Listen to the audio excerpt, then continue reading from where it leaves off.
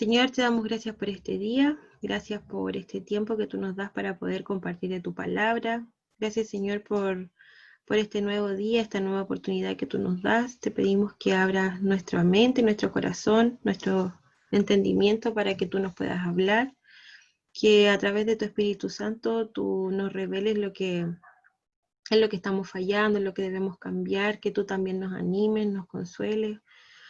E independiente de todo lo que estemos pasando en nuestra vida, que tú puedas animarnos, Señor, confrontarnos y que podamos también tener un cambio en nuestra vida si hay algo que debemos cambiar. Ayúdanos a reconocer nuestra condición delante de ti y a tener siempre en cuenta que tú eres fiel y justo para perdonarnos de cualquier cosa en lo que te estemos fallando, Señor. Usa mi vida, lléname de tu Espíritu Santo, Señor, y que tú seas hablando a través de mí, y que tú toques los corazones de acuerdo a la necesidad de cada uno. En el nombre de Cristo Jesús, amén. Ya chicos, vamos a recordar lo que vimos la semana pasada. Recordemos que vimos la parábola de la oveja, no, del hijo pródigo, no de la oveja, del hijo pródigo. Aprendimos que, bueno, el Señor nos enseñó acerca de su gran amor y cómo también Él desea que aquellos que se han apartado regresen a Él. También aprendimos de la actitud del hijo mayor de este padre, que cómo recibió a su hermano y cuál es nuestra actitud también al recibir a los que se han alejado, ¿cierto? Y hoy nos corresponde ver la parábola de la higuera estéril. Esta parábola está en Lucas, capítulo 13, versículo del 6 al 9, pero antes necesitamos saber qué estaba pasando antes de esta parábola, antes de que el Señor diera esta parábola, ¿ya? Vamos a hablar un poquito del capítulo 12, qué estaba pasando en el capítulo 12. Podemos notar entonces que el Señor le estaba hablando en el capítulo 12 a sus discípulos y les estaba advirtiendo acerca de dos cosas: que no se contaminaran con la levadura de los fariseos, que era la hipocresía de ellos. Recordemos que los fariseos eran personas que ellos creían que estaban a un nivel superior. Ellos se creían distintos a los demás, se creían mejores que los demás porque ellos tenían la ley de Moisés, porque ellos cumplían ciertos ritos dentro de su vida, ellos cumplían con los sacrificios, entonces ellos se creían en un nivel superior. ¿Ya? Y la otra cosa que el Señor les advierte es que se cuiden de la avaricia de los hombres, ya este deseo de buscar o de querer más y de buscar su propia satisfacción en la vida, ya de buscar su propia comodidad. Eso es lo que el Señor les está diciendo que se cuiden. Les está diciendo que si ellos no se cuidan de esto, entonces ellos van a ser siervos infieles, ¿ya?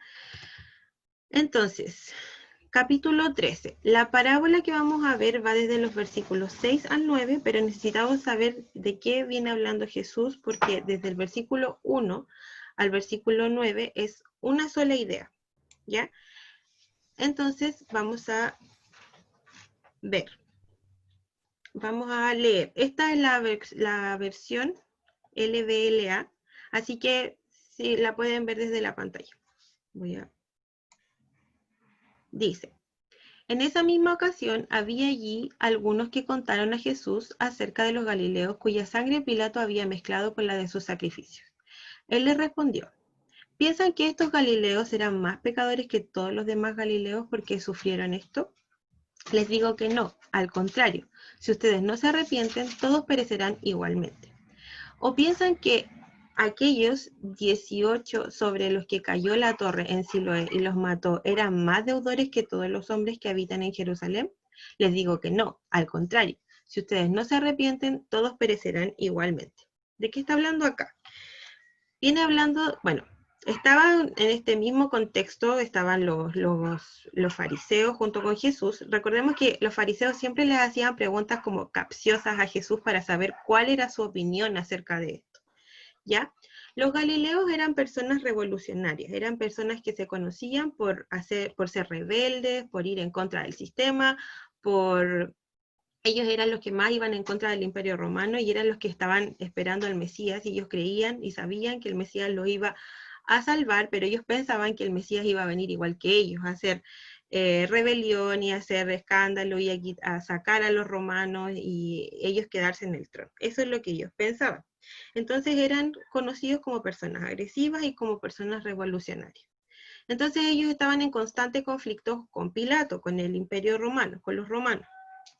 Entonces, ¿qué pasó acá?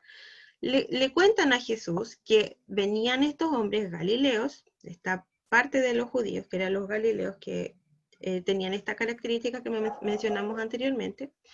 Entonces, ¿qué pasa? Ellos se cree que al camino al sacrificio fueron atacados por estos romanos, por Pilato y por los soldados romanos. ¿Ya? Mientras iban al templo, entonces por eso dice que la sangre de sus sacrificios, de los animalitos que ellos llevaban, se mezcló con su sangre porque ellos murieron ahí mismo, en ese mismo momento. ¿Ya? Los judíos entonces le vienen a contar esto a Jesús para ver cuál era su reacción. Ellos pensaban, pensemos un poquito como los judíos. Ellos pensaban que a las personas buenas les pasaban cosas buenas, y a las personas malas les pasaban cosas malas. ¿Ya? Entonces ellos, cuando alguien moría así, de esa manera, súbitamente, ellos decían, esto es un juicio de parte de Dios. Entonces ellos pensaban que estas personas habían hecho algo malo, por eso Dios había permitido que ellos murieran de esta forma y que se lo merecían, ¿ya?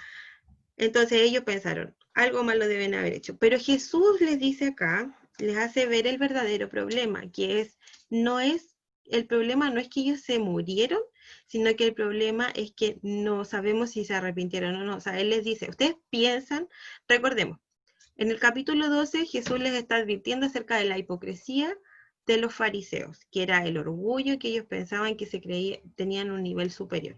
Entonces Jesús les habla al corazón, les dice, ¿ustedes piensan que ellos eran más pecadores que ustedes porque se murieron? O sea, ellos se lo merecían y ustedes piensan que ustedes son más santos que ellos porque ustedes no murieron.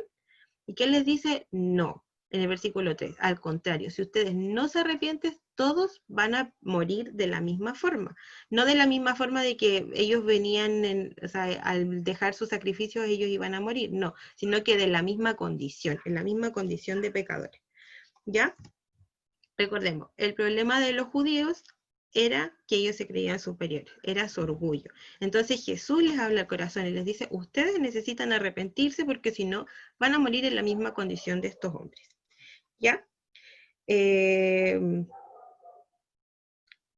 Sigamos. Palabra clave aquí, arrepentimiento. Eso ténganlo siempre ténganlo presente. ¿Ya? Esta es la palabra clave de este estudio, el arrepentimiento. Ahora sí, vamos a ver la parábola. Vamos a leer. Dice, versículos del 6 al 9. Entonces Jesús les dijo esta parábola. Cierto hombre tenía una higuera plantada en su viña, y fue a buscar fruto de ella y no lo halló.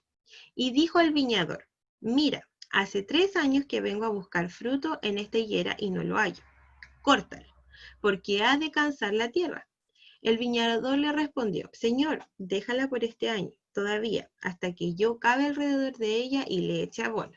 Y si da fruto el año que viene, bien. Y si no, córtala. Ok, ¿qué vemos acá? Vemos la higuera.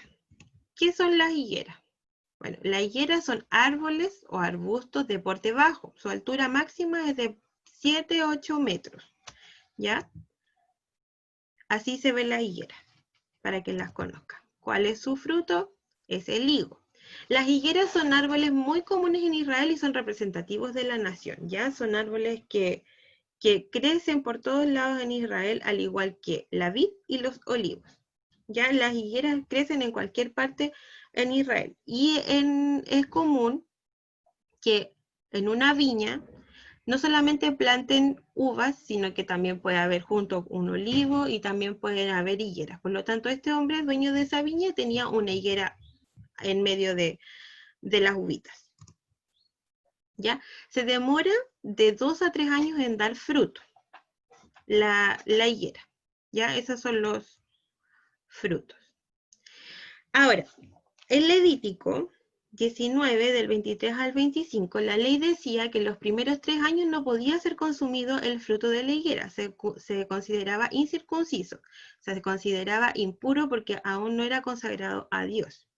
¿Ya? El cuarto año, el fruto recién debía ser ofrecido, debía ser consagrado y ofrecido como alabanza a Jehová.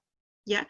Y el quinto año, recién podía el fruto ser ofrecido, o sea, recién se podía ser consumido. Ahí me equivoqué, pero recién en el quinto año podía ser consumido el fruto.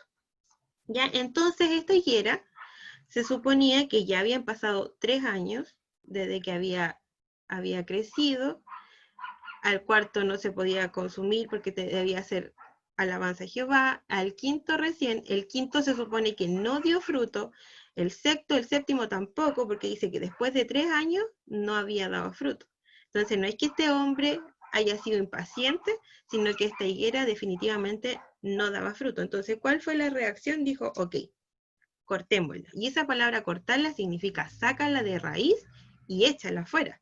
O sea, no sirve para nada. Dice, solamente está ocupando espacio, solamente está ocupando la tierra y sáquenla porque yo así puedo plantar algo más. Eso es lo que el dueño de la viña le está diciendo al viñador.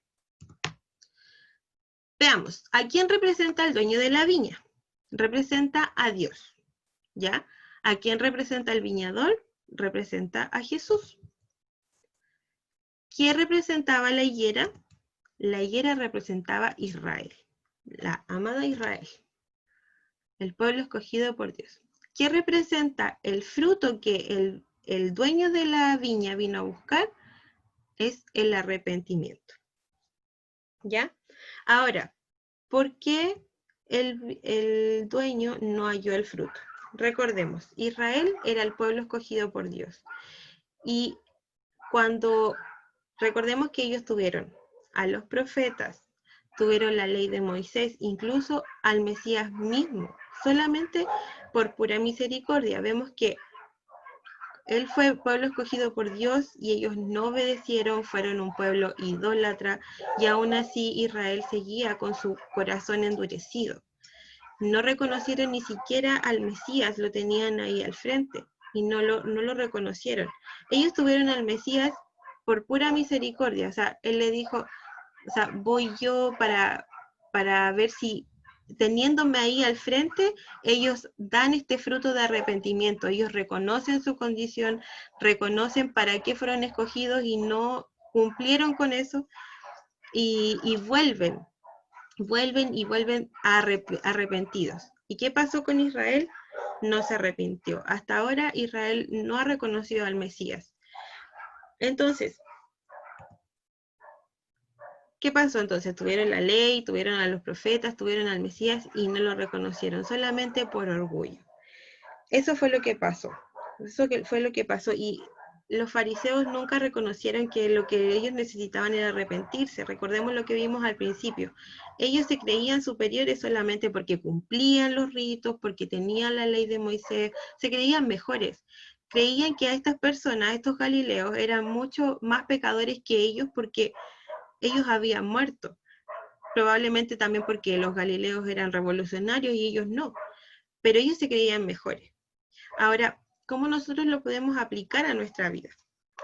Vemos la misericordia del Señor con nosotros todos los días. Vemos como la misma misericordia que Dios tuvo al enviar al Mesías al pueblo, que tuvo con Israel, la vemos con nosotros en nuestra vida. Vemos que todos los días nosotros vivimos de pura misericordia. Nosotros no hemos recibido lo que merecemos. Recordemos que nosotros merecíamos la muerte, estábamos destituidos de la gloria de Dios.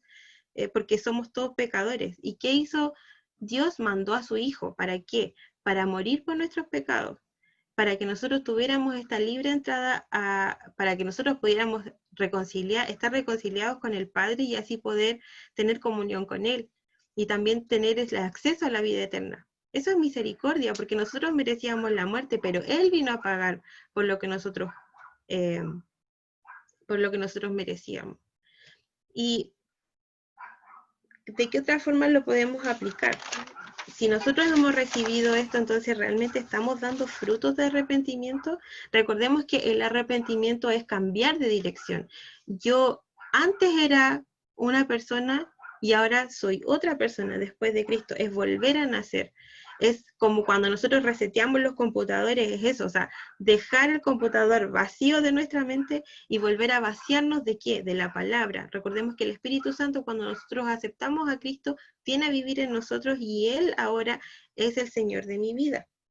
¿Ya? Tenemos entonces, estamos dando ese fruto de arrepentimiento nosotros. Recordemos que Israel no dio fruto de arrepentimiento, incluso teniendo al Mesías.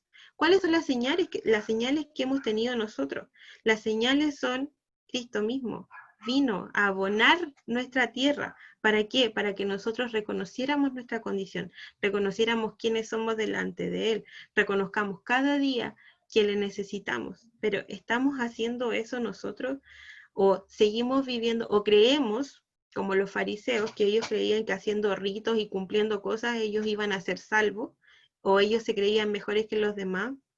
Nosotros creemos que conectándonos los días sábados, que conectándonos a los devocionales, que o no, nos creemos mejores que otras personas, o por el hecho de solamente estar en nuestras casas, o de haber nacido de haber tenido papás cristianos, nos creemos menos pecadores que los demás. ¿O cuál es nuestra actitud? Realmente cuando el Señor nos muestra en qué estamos fallando, ¿nos arrepentimos o seguimos viviendo de la misma forma?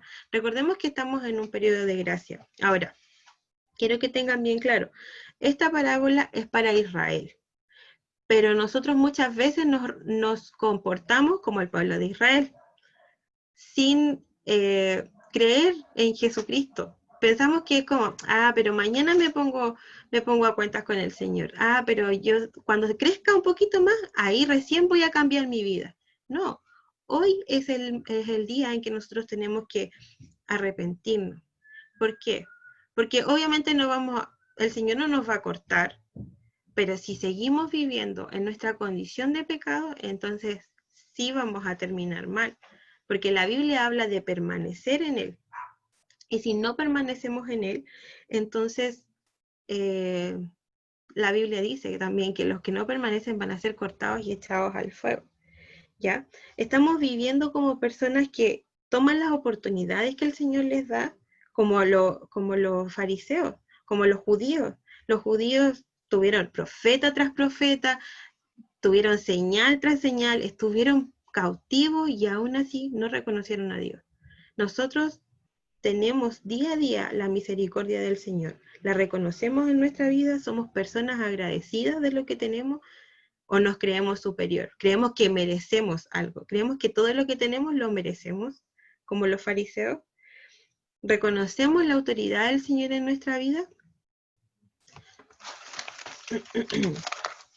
Recordemos que estamos viviendo en un periodo, nosotros estamos viviendo en el periodo de gracia, en donde todos nosotros tenemos la oportunidad de que el Espíritu Santo dirija nuestra vida y cada día nos convenza de pecado y que cada día nos diga, mira, por ahí no, anda, cambia de dirección, no sigas mintiendo, deja de mentir, deja de ver pornografía, deja de ser rebelde con tus papás, deja de mirar esas cosas que no tienes que mirar, deja de